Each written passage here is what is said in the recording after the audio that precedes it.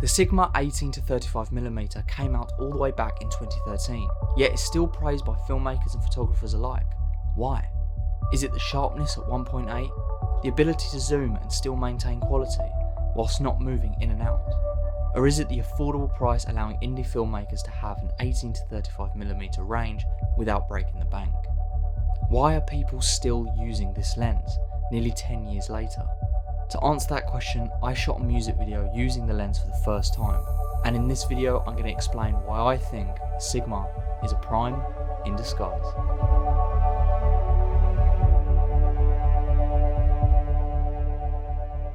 I was shooting this music video on the Blackmagic Pocket 6K Pro. Bet you never guessed that one. And obviously this lens works really nicely on this camera because of the EF mount at the front, which is unlike its little brother, the Pocket 4K, which you would need to have a speed booster. We'll talk a little bit more about this in the video, but I felt that the lens was a little too sharp at 1.8, which is why I put a Black Pro mist filter at the front with a matte box, nicely diffusing those highlights and giving the lens a little bit more character. And because the lens doesn't physically zoom in and out, this really helps when equipping a matte box and having certain filters on this lens. As you know, I love working with primes, but primes aren't versatile. This lens is.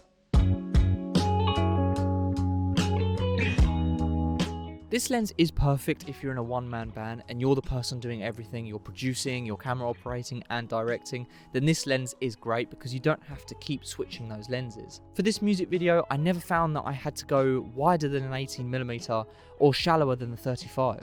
I kept this lens on the whole way through, and I think I got a good variety of different shots at different focal lengths. When writing this review, I found that there was one word that kept popping up, and that's versatility. This lens is so versatile and is appropriate for nearly every project you do. Because we work with a large variety of different clients, having this lens is again fantastic because it's sharp enough for commercial work. You can equip many filters at the front to diffuse that sharpness if you need to, giving the lens a little bit more character for documentaries and indie filmmakers, and as well as music videos. The aperture of 1.8 means it's great in low light situations, especially good for documentaries, while still staying sharp in low light at 18mm to 35mm.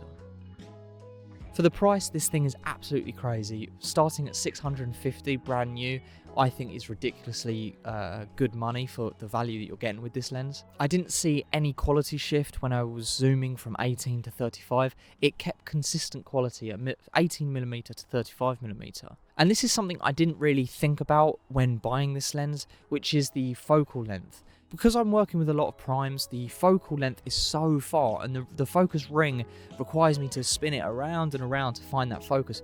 With this, it was very, very easy to find that focus because the focus ring isn't that big. In all honesty, I can't think of who this lens isn't made for. Unless you're a huge production studio with prime lens kits, I can't see who else wouldn't need a lens like this. Now, one big con of this lens is that it was designed to project an image onto an APS-C sensor, which is a larger sensor than the Blackmagic Pocket cinema cameras. But in all honesty, this is something I can deal with because the lens was only £650, and a small crop is something that I can deal with. Now, apparently with this lens on the Blackmagics, there is a small vignette because of the fact that the lens isn't designed to be on one of these sensors, but if you can see this raw image here, I can't see any vignette around the image. This isn't something that I experienced, yet when doing my research I did see that people did experience a vignette on a different sensor than the APS-C. Now, another con that this lens has is the fact that it doesn't have too much character, and it's sometimes too sharp. And I know what you're thinking, how can a lens be too sharp? I want it to be sharp. At the same time, you want it to have some sort of look and feel to the lens and to the image. Now, because this lens is so versatile, I didn't really see much character in it. It was just always really sharp and always very corporate, which is one of the reasons why I put a Black Pro mist filter at the front, giving the lens a lot more character and softening those highlights.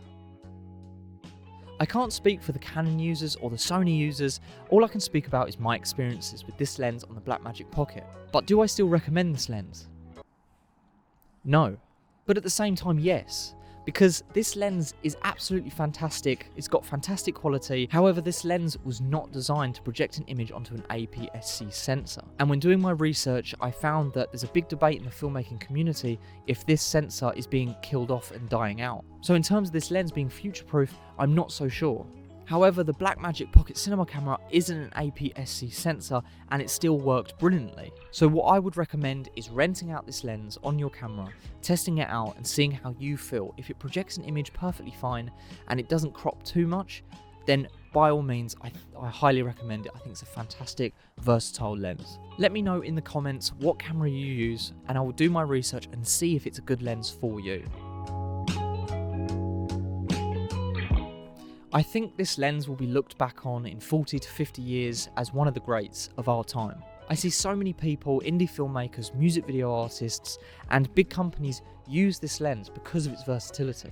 And with a few lens filters onto the right camera, it can create a really, really stunning image. Massive thank you to the bands involved with this music video. You guys were fantastic and great to work with, and I cannot wait to do it again. If you are interested in checking them out, showing them some love, the music videos and links to theirs will be in the description below. And that's everything for this review. Thank you guys so much for watching, and I'll see you in the next one. Cool. Nice cuts.